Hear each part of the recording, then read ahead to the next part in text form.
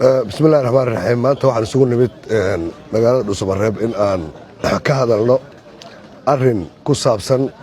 message lagu soo diray systemkii baarlamaankii hore ee Galmudug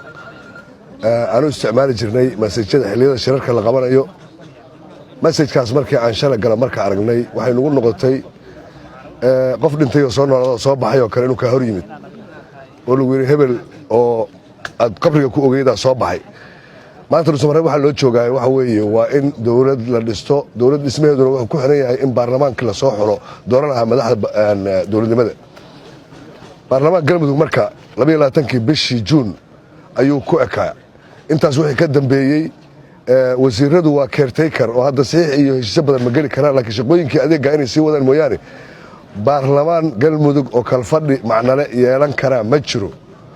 message-yada markii aan aragnayna waxaan aragnay in dad dana gaar ah kale in ay soo direen message-kan markii aan wacay aniga shakhsiyan gudoomiyihii hore ninkii iyadoo waliba uu ka taagnaa muran iyo ishaysid gudoonka baarlamaanka Galmudug markii aan wacay ninka gudoonka ugu dambeeyay ahaa waxaan kala hadlay in ay tahay buhtaan weyn in laga been abuurto baarlamaanka Galmudug wuxuu ii sheegay inay joojinayaan laakiin hadda waxaa loo sheegayaa in dhowr nin oo anigu hadda waxaan isleeyahay baarlamaanka hadda magaalada inta joogtaa inaysan xataa kooran dhammayn dadka waxay u qaybsan yihiin dad hadda raadsanaya inay xubin baarlamaan ku soo noqdaan iyo dad iskaga tegay oo iska rajo dhigay oo aanba inaysan soo noqonayaan rajo ka qabin badan marka waxaan leeyahay haddii baarlamaan Galmudug jiro shaqooyinkiisa marna la arki lahaa ayaan dadka la wareerinin ummadda bulshada reer Galmudug yaan la wareerinin maalin baa awood dhimatay inta jeebka lagala soo baxo yaan la dhihin waxaana jiro wax sharciyad uga raadinaynaa ninkii sharciyad rabaa ummadda reer Galmudug maanta halkaan ay wada joogtaa waxbay xulan doontaa baarlamaan la soo bixi doontaa markaa sharciyad ka raadsado ninkii baarlamaanka soo bixi doona maahane baarlamaankeenii hore Galmudug wuu kala tagay waqtigiisuna wuxuu ku ekaa 22 bishii June 4 bilood waqti ku dhow hadda oo dhammaystiran wax baarlamaan la Galmudug ma jiraan waxa laga shaqeynayaa sidii loo xuli lahaa waxa dadka qaarkood hadda aan u maleynaa inaad wada maqasheen 35 xildhibaan in ay ku gorgortamayaan dadkii hore Galmudug u heshiiyay qoladii la jiray Ahlusunna inay ku gorgorto laakiin haddii uu jiro baarlamaan Galmudug haddii uu jiro baarlamaan Galmudug maanta 35 la raadinayo lagu gorgortamayo dawladda dhexe ee federaalka ay ka wada hadlayaan madaxdii Ahlusunna ma jirteen marka waxaan leeyahay yaan loo isticmaalin baarlamaankii Galmudug kamid baan nahay way nagu dhacaysaa wixii ku dhacayaan loo isticmaalin sidii ciidamada dagaalka loo dumayo kaleeto fadlan xubinta baarlamaankaay ogow qiimaha iyo sharafta aad dadka u leedahay iyo dalka ku xisaabtan inaan dadka aan maaragtay aqoonta kale iyo mas'uuliyadda iyo midna aan garin askarta sida loo isticmaalin inaan lagu isticmaalin waana mahadsantihiin cidii baarlamaan Galmudug sheegtahay waa cid khalad wax ku raadinaysa maanta baarlamaan Galmudug ma jiro aan isla garanno oo aan u helno fursadii aan ku wada sameysanayd hal wada abuur baarlamaan maahane yaan la dhihin baarlamaanaa jira waana mahadsan xildhibaanadii hore ee maamul goboleedka Galmudug oo xilligoodii mandatekoodii oo gabangaboobay oo halkaan shirka jaraa'id ku qabanaya kadib markii ay arkeen xildhibaano ay arkeen cod iskaraab ah raba inay ku baabi'iyaan dadka halkaan marka waxaan rabnaa inaan ka cadayno ka sheegno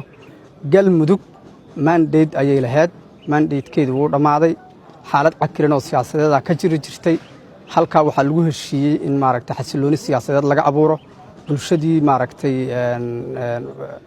qaybaheeda kala duwanaay ayaa loo wacay oo dowladda federaalka ku casuumtay caasimadda Galmudug 750 qofood oo bulshada qaybaheeda kala duwan ayaa yimid albaabkii hore Galmudug ayay soo xireen waxaana la bilaabay albaab cusub sidii loo gali lahaa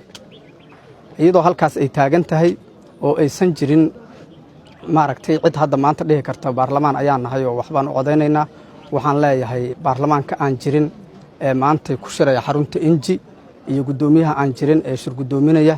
iyo guddiga aan jirin oo aan sharciga ku dhisnayn ee halkaas maaragtay la rabo in loogu codeeyo waxaan leeyahay dhammaan waxaas oo dhan waa wax muujinaya isbarbaryaac qaladaad iyo maaragtay shaki iyo bulshada hanki iyo hamiga ay lahaayeen inay hoos u dhacdo waxaan marka leenahay waxa kan qayb ha ka naqanina cid kasta oo maaragtay wax aan sharci naqanin qayb ka naqataa ma noqonayso wax ku ool ah ma noqonayso sababtu waxay tahay waxa kan dee la abaabulayo la rabo in la ansixiyo loo codeeyo waa uun maaragtay goronyo geel ka yeelid weeye goronyana geel naqan mayso marka waxa kan bulshada galmudug oo narisay leedahay oo nariskeedu waa isku yimideen dawlad cusub bay rabaan in dhistaan cidii rajo kale siyaasad waa in ay deegaankeedii iyo dadkeedii kala tacaamusho sidii ay maaragtay ugu sheegi lahayd aqoonteeda cadaaladdeeda iyo kartideeda sidii ugu sheegi lahayd haddii loo qaato inay markaas soo baxdo haddii loo qaadan waa inay iska raalli ahaato laakiin in si dadban oo qaldan lagu raadiyo maaragtay madaxtinimo iyo xildhibaannimo iyo cod taas waa midda aan leeyahay ceeb weyn weeye midda aan leeyahay weeye middaas ayaan ka soo horjeednaa waxaan leenahay dowladda federaalka maaragtay waqtiga dheer iyo dhaqaalaha badan gelisay oo ummadda galmudug iskugu keenta halkan magaalada tan yaan laga dhigin magaalo aad u nasiib badan oo haddana nasiib daran yaan laga dhigin maxaa yeelay Soomaalidu waxay tiraahdaa dugo nasiib oo caano ku helo waa leeyahay laakiin calaf uu ku cabo malaha marka magaalada yaan sidaa laga dhigin magaalada tan waa magaalo buumin ah oo hadda kor u kacay oo dhismo ku socdaan dhaqaale badan soo galayaan ma rabto shaki iyo problem iyo dhibaato ma rabto marka qalalaasta siyaasadeed iyo maaragtay xasilooni darrada siyaasadeed waa dembi in xilligan oo kale bulshada lagu dhabar jabiyo ayaan leenahay ka jooga sharciyad uma haysatiin inaad sheegatiin xildhibaan u codaynaya guddi farsamo guddiga farsamana ma haysto sharciyad lagu maaragtay magacaabay asaguna ma haysay marka waxaan leenahay ubadda galmudug meesha u socota loo wada socdo waanad mahadsantihiin halkaas ayaana maaragtay isaga soo koobaya insha Allah shirkan jaraa'id halkan lagu qabtay waxaa ku qabtay ekis xildhibaanadii maamul goboleedka galmudug qayb ka mid ah wuxuuna quseeyaa sida xildhibaanadii horeba u sheegeen waxaa noo soo dhacay maseedkaasna ma annaa garan ujeeddadiisa iyo macnihiisa balse waxaannu u aragnay inuu yahay dubin inuu yahay wax aan maantayto loo fadhiyin waxa weeye dibiga toog adayga iyo weedha maxaa kulmiyey buu yidhi maxaa kulmiyey sistamkii galmudug oo lagu dhex jiro maamulkii oo lagu dhex jiro guddigii oo shaqaynaya dhaqankii oo loo yeeray shaqadii oo bilaabatay dawladdana ay gelisay federaalku juddi badan in ay hesho maamul loo dhan yahay oo khilaaf la'aana in maanta lagu soo beego shaqadii oo socota maseed oo xildhibaanadii ekis ahaa la yidhaahdo waad soo noolaanaysaan waa nasiib darro waa dubin annagu waxaan leennahay oo cod dheer aan ku leennahay oon ku celcelinaynaa dalka dadka ha loo turo dalka iyo dadka ha loo turo ha laga daayo damaandabiyada ha laga daayo dubinta ha laga daayo wakhtiga lagu dhuminayo oo dadkaas islaamka ama mataqaanaa deegaankaas deggan in aan la duminin inaan la burburin inaan caqabad lagu noqonin ma jirto baarlamaan saaka shir jaraa'id u fariisanaya baalka la yidhaahdo oo loo yeerahayo oo guddoomiye shir guddoominahayo ma jirto waxaan jirin wey waa waxaan la qaadan karin waa wax caqligu ka weyn haddii nin us rabo inuu asagu wax kacsado sistem kale ha aado laakiinse xildhibaanadii iyo baarlamaankii dhacay oo adduunkoo dhan og yahay oo baalka anugu waxaan xildhibaan hore haddaan waxaan u sharaxnaa mid xalaal ah inaan baalka la yidhaahdo aan ka qayb qaato aan baalka la diyaar u ahay inaan marka idhaahdo xildhibaan baan ahay waa nasiib darro wey waxaan leennahay oon ku celcelinaynaa welibana codsi u leennahay kuwa xildhibaanada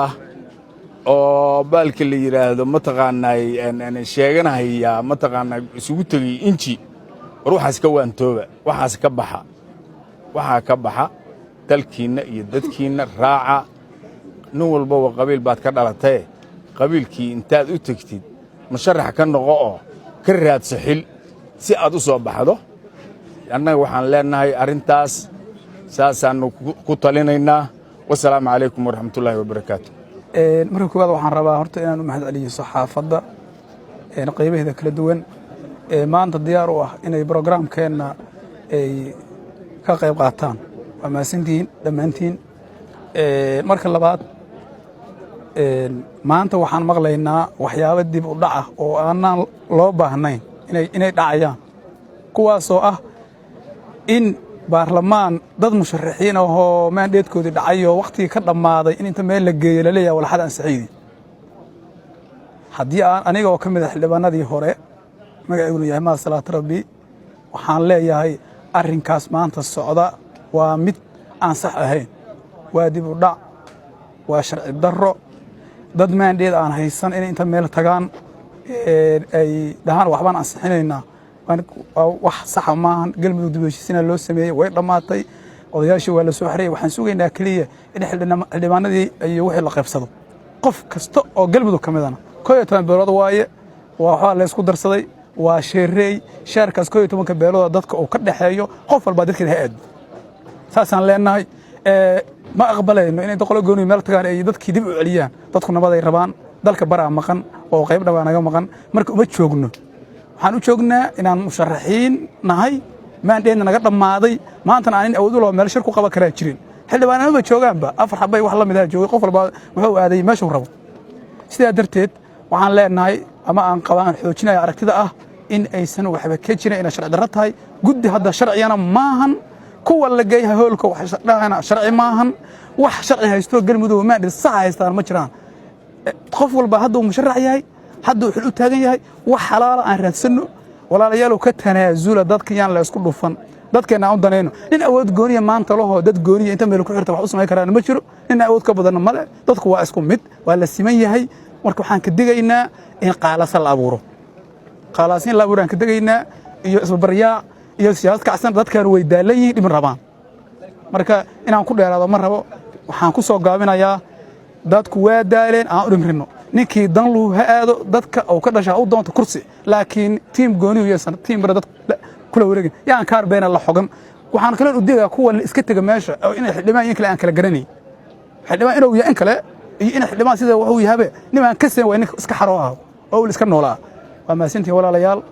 waxaan leenahay oo mar laba saddex leeyahay ka waantooba sharci darrada galmudug ka daa burburka